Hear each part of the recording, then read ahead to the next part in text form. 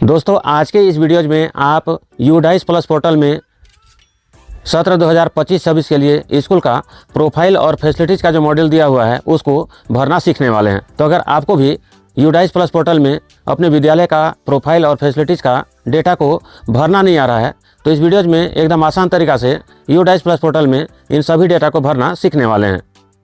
तो आज के इस वीडियोज में मैं आपको एकदम आसान से आसान तरीका में बताने वाला हूं कि आप किस प्रकार से कम समय में कौन कौन से दस्तावेज और जानकारी के साथ में यूडाइस प्लस पोर्टल में प्रोफाइल और फैसिलिटीज़ का मॉड्यूल को भर सकते हैं। तो वीडियो को शुरू करने से पहले चैनल में अगर आप नए हैं तो चैनल को सब्सक्राइब कर लीजिए और बगल में जो बेल का आइकन है उसको भी क्लिक कीजिए। तो आइए आज का वीडियो को शुरू करते हैं। दोस्तों सत्र 2025-26 के लिए यूडाइस प्लस में प्रोफाइल एंड फैसिलिटीज़ का डेटा को फिल करने के लिए सबसे पहले आपको मोबाइल फ़ोन, कंप्यूटर या लैपटॉप का कोई सा भी एक ब्राउज़र को ओपन करना है और सर्च बार में यूडाइस प्लस लिख करके सर्च कर देना है। उसके बाद में यहाँ पर इस प्रकार से यह पेज ओपन हो जाएगा जहाँ पर आपको ऊपर वाला लिंक में क्लिक करना है।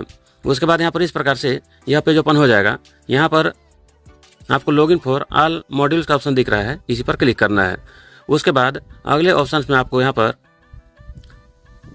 सेलेक्ट स्टेट फॉर लॉगिन का जो ऑप्शन दिख रहा है यहाँ पर क्लिक करना है और अपना स्टेट को चयन कर लेना है।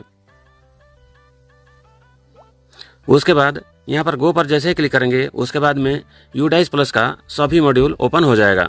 यहाँ पर सबसे ऊपर में लॉगिन फॉर स्कूल डायरेक्टरी और यूजर मैनेजमेंट का ऑप्शन आता है और सेकंड नंबर पर प्रोफाइल एंड फैसिलिटीज 2024-25 का आता है और तीसरे नंबर पर प्रोफाइल एंड फैसिलिटीज 2025-26 ये ऑप्शन आ जाता है। तो आपको यहीं पर क्लिक कर देना है। तो यहाँ पर आपको आपके विद्यालय का यूडाइस कोड और पासवर्ड और साथ में कैप्चा को फिल करने के बाद लॉगिन पर क्लिक कर देना है। यहीं पर आपको आपके विद्यालय का प्रोफाइल एंड फैसिलिटीज का जो ऑप्शन है या डेटा है उसको फिल करना है। तो आप चाहें तो यहाँ से लैंग्वेज को चेंज कर सकते हैं। तो यहाँ पर लैंग्वेज चेंज करने के लिए आपको क्लिक करना है और हिंदी पर क्लिक कर देना है। उसके बाद में इस प्रकार से यह पेज ओपन हो जाएगा। अब यहाँ पर डेटा कैप्चर का प्रारूप दिया हुआ है जहाँ आपको 1.1 से लेकर के 2.28 तक सभी जानकारी को भरना होगा।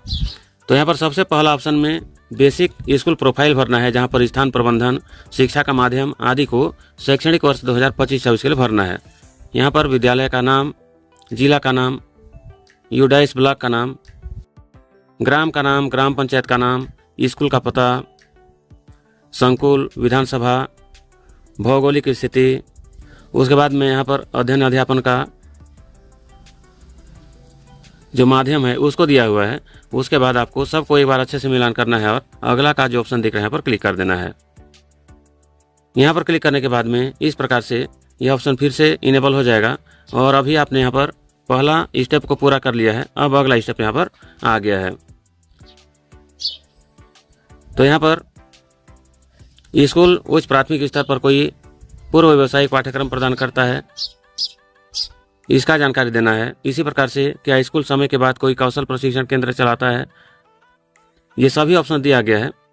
उसके बाद में विद्यालय से अन्य विद्यालय का जो दूरी है उसको दिखाना है। विद्यालय सड़क विहीन है या नहीं है उसका जानकारी देना है। उसके बाद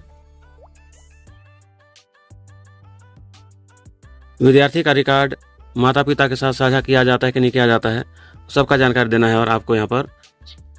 उसके बाद अगले ऑप्शन में आपको यहाँ पर जमा करें और अगला का जो ऑप्शन दिख रहा है यहीं पर क्लिक करना है। यहाँ पर आप जैसे ही क्लिक करेंगे उसके बाद में इस प्रकार से सेव सक्सेसफुली का मैसेज आ जाएगा। उसके बाद अगले मॉड्यूल में सरकारी एवं सरकारी सहायता प्राप्त विद्यालयों के लिए है जहाँ पर विद्यार्थी के संबंध में जो दाखिला हुआ है उसका जानकारी को देना है।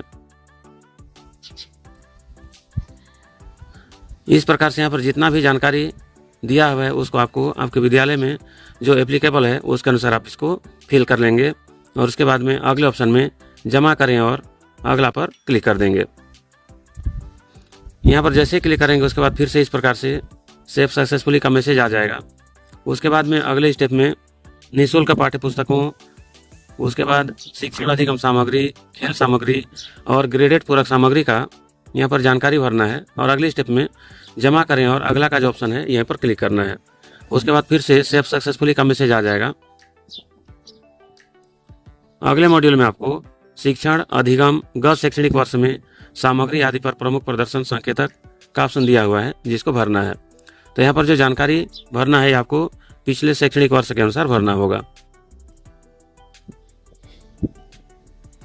तो यहाँ पर सभी मॉड्यूल को भरने के बाद में आपको जमा करें और अगला का ऑप्शन दिख रहा है, यहाँ पर क्लिक कर देना है। यहाँ पर जैसे ही क्लिक करेंगे उसके बाद में अगले ऑप्शंस में आपको यहाँ पर स्कूल सुरक्षा से संबंधित सभी जानकारी को भरना है, जहाँ पर आपदा प्रबंधन, सुरक्षा ऑडिट, गैर संरचनात्मक सुरक्षा ऑडिट, सीसीटीवी है कि नहीं है, अग्निशमन यंत्र है कि नहीं है, नोडल शिक्षक के संबंध में और स्कूल सुरक्षा और आपदा की पूर्व तैयारी के संबंध में जानकारी को भरना है। तो यहाँ पर जितना भी जानकारी है इस सभी जानकारी को आपको एक बार अच्छे से मिलान करना है। यहाँ पर शिक्षकों का उपस्थिति के लिए बायोमेट्रिक डिवाइस है कि नहीं है, युवा क्लब का गठन, उसके बाद उपस्थिति रजिस्टर, पर्यावरण क्लब गठन, सब जानकारी दिया है जिसको आपको अच्छे से मिलान करना है और जमा करें और अगला का जो ऑप्शन इस पर क्लिक कर देना है।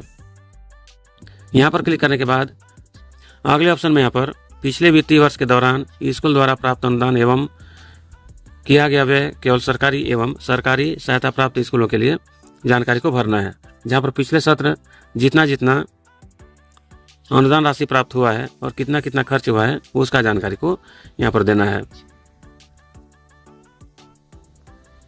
उसके बाद अगले ऑप्शंस में यहाँ पर विद्यालय निम्नलिखित के लिए सूची रजिस्टर का रखरखाव कर रहा है या नहीं कर रहे हैं उसका जानकारी को भरना है। तो यहाँ पर आईसीटी आइटम्स, खेल उपकरण, पुस्तकालय इत्यादि का जानकारी दिया हुआ।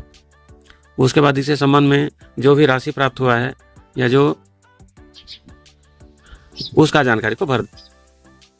उसके बाद अगले ऑप्शंस में आपको यहाँ पर जमा करें और अगला का जो ऑप्शन दिख रहा है यहाँ पर क्लिक करना है। उसके बाद फिर से यहाँ पर सेव सक्सेसफुली का मैसेज आ जाएगा। भौतिक सुविधाएं, उपकरण, कंप्यूटर और डिजिटल जो पहल किया जा रहा है उसके संबंध में यहाँ पर दिया हुआ है। तो यहाँ पर वर्तमान स्कूल भवन की स्थिति कैसी है, स्कूल भवन का प्रकार, कुल भवनों एवं मंजिलों की संख्या, जीर्ण शीर्ण है तो उसका जानकारी, कक्षा कक्ष का संख्या, चार दीवारी का प्रकार, सोलर पैनल है कि नहीं है उसका जानकारी, पुस्तकालय का जानकारी, स्टाफ कक्ष का जानकारी, कंप्यूटर लैब का जानकारी इत्यादि को भरना है और अगले ऑप्शंस में आपको यहाँ पर जमा करें और अगला का ऑप्शन दिख रहा है यहाँ पर क्लिक करना है। उसके बाद फिर से यहाँ पर आपको सेव और सक्सेसफुली का मैसेज देखने को मिल जाएगा।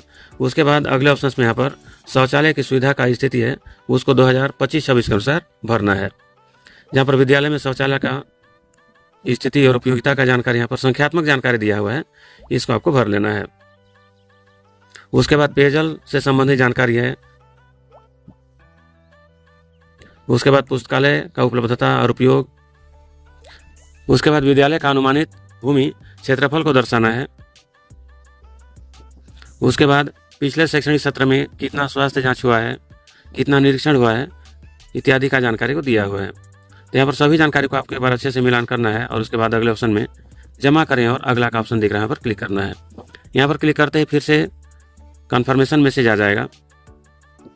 उसके बाद अगले ऑप्शन में यहाँ पर स्कूलों में भौतिक सुविधाएं और उपकरण के अगले स्टेप में यहाँ पर बोर्डिंग स्कूल है, छात्रावास है कि नहीं है उसका जानकारी को देना है। उसके बाद विद्यालय में कौन कौन से उपकरण हैं इसका जानकारी देना है, जिसमें विज्ञान किट, गणित किट, बायोमेट्रिक उपकरण इसका जानकारी को भरना है। और उसके बाद अगले स्टेप में जमा करें और अगला का जो ऑप्शन दिख रहा है यहाँ पर क्लिक कर देना है। यहाँ पर क्लिक करने के बाद फिर से सेव सक्सेसफुली का मैसेज आ जाएगा। उसके बाद अंतिम स्टेप में आपको कंप्यूटर और डिजिटल पहल का जानकारी भरना है, जहाँ पर यहाँ पर कंप्यूटर या डिजिटल उपकरण का स्थिति आपके विद्यालय में वर्तमान में कैसा है उसको देना होगा। तो यहाँ पर डेस्कटॉप, लैपटॉप, टैबलेट, उसके बाद learning device, printer, scanner, web camera, smart TV या मोबाइल फ़ोन इत्यादि सभी जानकारी को देना है। तो यहाँ पर विद्यालय में इंटरनेट का सुविधा है कि नहीं है इसको इन सभी बेसिक जानकारी को भरना है और उसके बाद में आपको यहाँ पर जमा करे का जो ऑप्शन दिख रहा है यहाँ पर क्लिक कर देना है।